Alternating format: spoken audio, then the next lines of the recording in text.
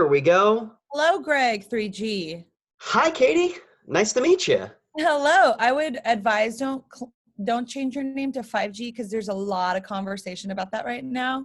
Yeah, yeah. And the one problem is being 3G means that I'm just not up to modern 4G LTE standards. So it's No, a good you are good enough, and you are good enough, and you possibly aren't like uh, hurting our lives.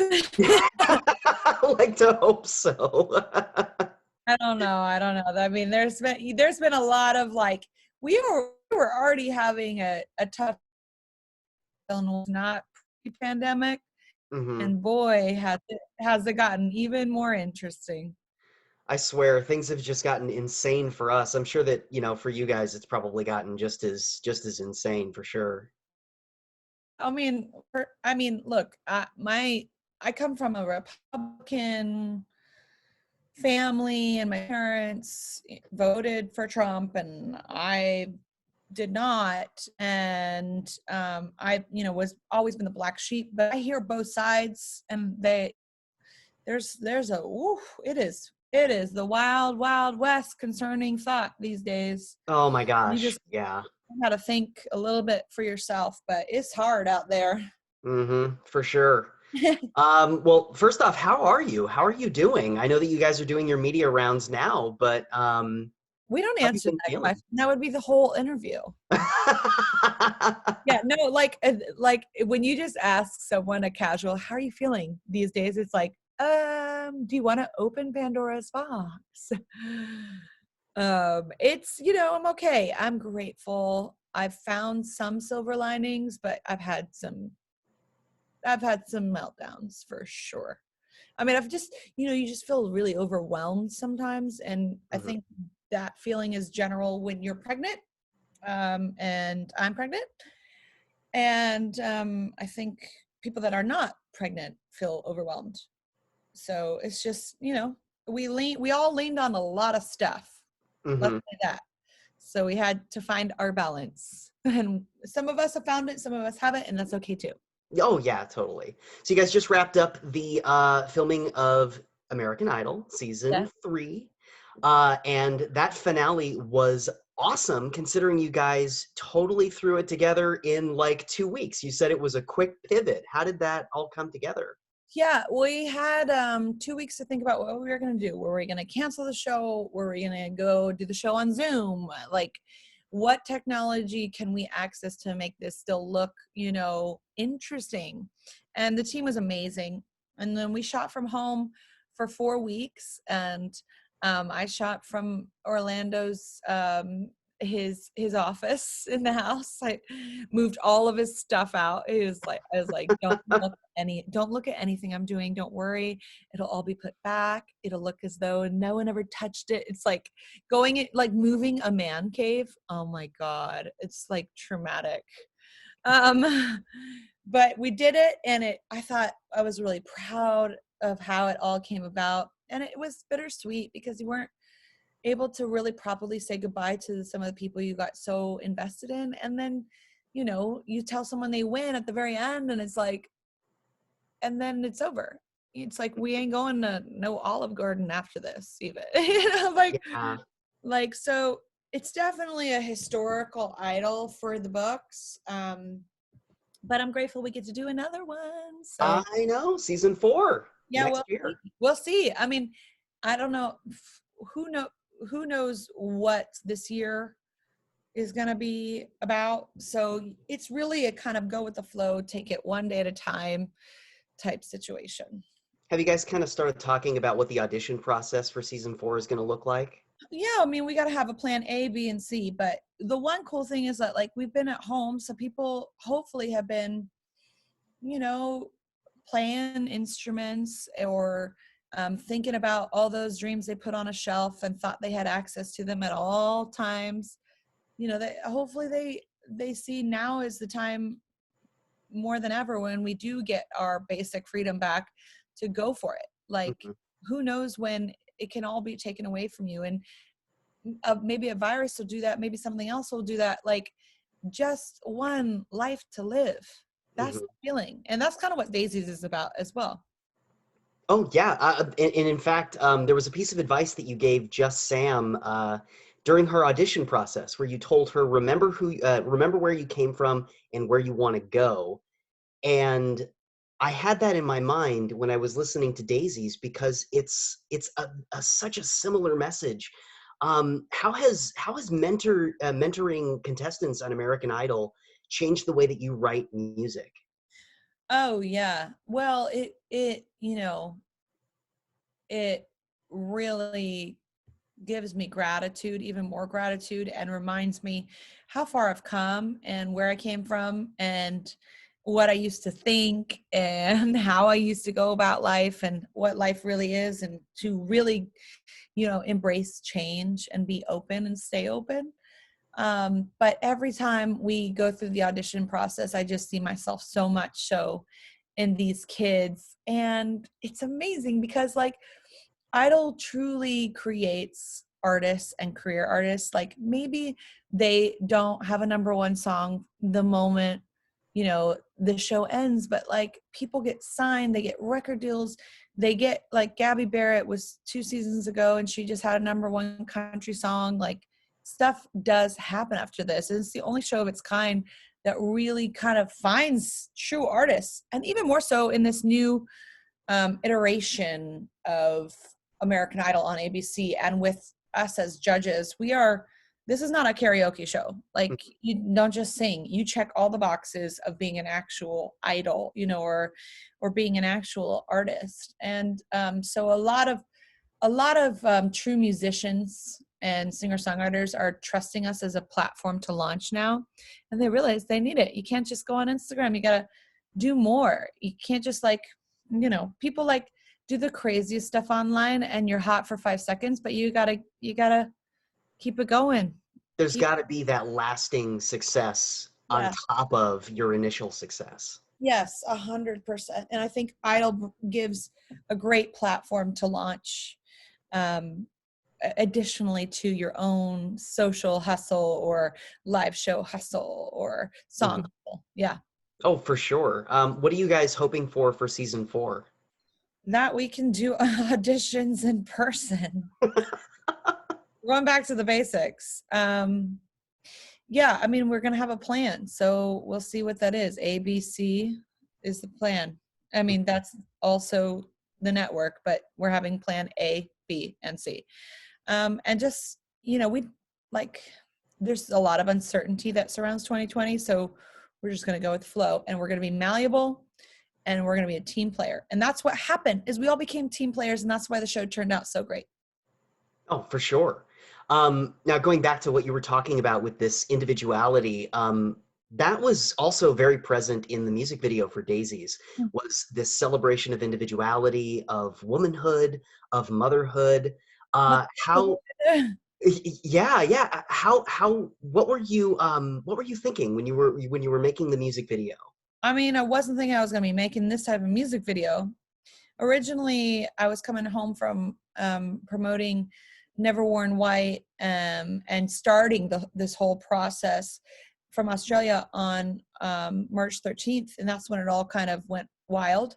And so I was planning on shooting a whole different music video. I wasn't planning on being so raw and in nature. And I mean, we didn't really have a plan, and we had to super pivot. And so I was in Santa Barbara, and the hiking trails and the beaches were still open for that county, as long as everybody was being, like, safe about it. And so I had gone on a walk, and I had literally seen a field of what I think are daisies, but may have been sunflowers, but nobody cares. And I called my friend who is quarantining 3 hours away, and I said, "Hey, girl, I know you're good with your Super 8 camera. Big record labels, they will not insure music videos right now. No one's insuring anything right now. And we get it, right? And so therefore you can't do, like, these big worlds and blah, blah, blah." And I was like, but I'm not going to put out a song without an interesting visual. So I'm going to do my makeup.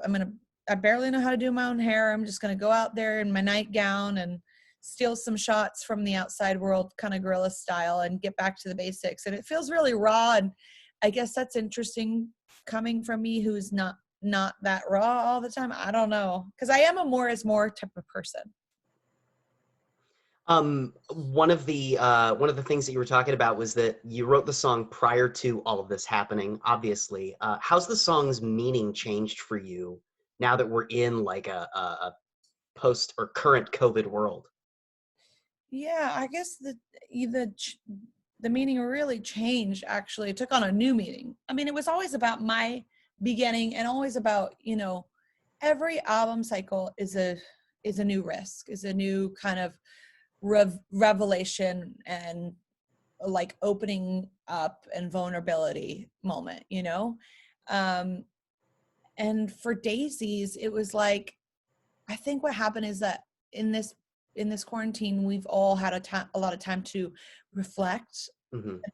and maybe in that reflection, you're like, oh man, I've taken some parts of my life for granted, or I've put my dreams on the shelf, thinking I always had access to them, and now when obviously you have a new appreciation for things when they're taken away from you. I mean, we're all appreciating flowers right now, and being outside, for some of us. And it's like, wow, we see with new eyes.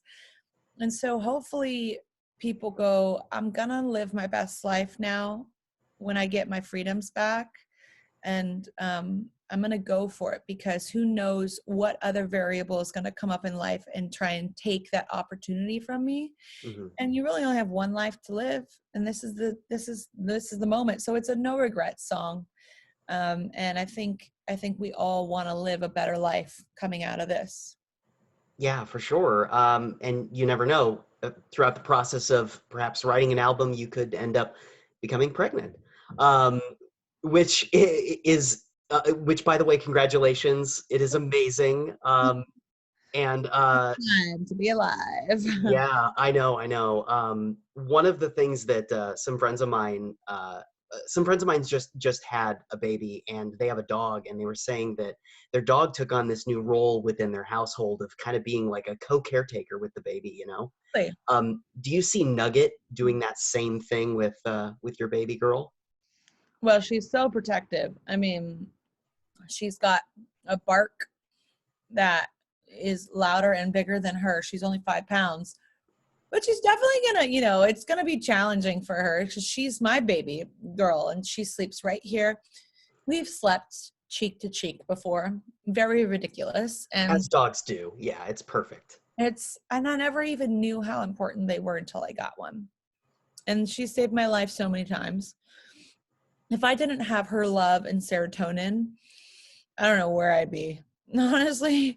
Um, but it's going to be a transition. And the silver lining for me in this quarantine is that I wasn't planning on having that transition until my water broke. And probably that was probably going to be when I was singing Daisies at the highest note. Um, and then I was going to be like, okay, now I'm going to be a mom. But now I've been able to like transition into living kind of very basically and normally and slowly and, Mhm. on my own and quietly. And so I've had that test run and grateful for it. And so it's one of my silver linings. That's awesome. I'm sure you're getting a ton of both solicited and unsolicited parenting advice. Um, I don't read the comments anymore, oh, but that's a good way to be, especially in 2020. yeah. Um, Lionel Richie gave you a bit of advice, which I thought was really fun, which was wear a helmet. Uh, what was the best piece of parenting advice But that I was like, who wears the helmet? Do I wear the helmet or does the child wear the helmet? Best piece of advice. I mean, I saw my nieces come into this world. I helped my sister give birth in her living room. And now my nieces are 3 and 6. And I just have been able to observe that so closely. I'm so grateful she went first and aspired to be a lot like my sister and the way she's raised her kids. So I'm grateful to have that. And that's really who I look forward, I look at. But I have a couple of girlfriends that are also pregnant, one that's giving birth at the end of June, and then one that's giving birth, you know, after me, and so we're all kind of in this together, and it's been amazing to lean on. But yeah, I'm sure that, you know, the commentary doesn't stop, but I've always had the most bizarre, craziest, negative, out of this world things said to me, anonymously and or not. So I've got pretty crocodile skin at this point. I'm just like, okay, you live your life. I mean, you do you, I'll do me. I, Hmm. it's really, it takes a lot to like offend me, and or not that I'm untouchable. I'm like super in touch with my emotions, but I'm like, I just don't let, I have a sift. So I got a filter. And having that feeling of gratefulness for the people that are around you that are supportive is so helpful. I've found, you know, when you're in a situation like this where you can't really leave the house, or you're stuck in a, you know, small apartment or something, you know, having that gratefulness that I do have a family that does care about me and is checking up on me is such a, it's so helpful, at least to me. Yeah, I mean, it's not always been that way, and we've had to do a lot of work as a family to get there. And not all days are good, and that's okay too. Mhm. But yeah, I think there's definitely been a deep family bond that's been created over this time that's unlike any 2-week Christmas vacation, you know. Mhm. Something really beautiful. We all kind of reverted back into our childhood, and it's been a very like intense psychological time. We've all had to face our lives, who we are, our addictions, our habits. It's been real. So I get what why people want to like go out and dance and go to the bar and start drinking once this thing is done, because like we've done it, we have had a lot of time to think, Mhm. and we just like, and not all those thoughts have been fun. Well, your new song "Daisies" is out now. KP5 coming out August 14th. Right. Uh, Katy, thank you so much for joining me today. This has been so much fun. G, I appreciate you, and thanks for playing Daisies. Yeah, of course. And good luck to you. Stay safe, wash your hands, all that stuff. Oh my God, of course.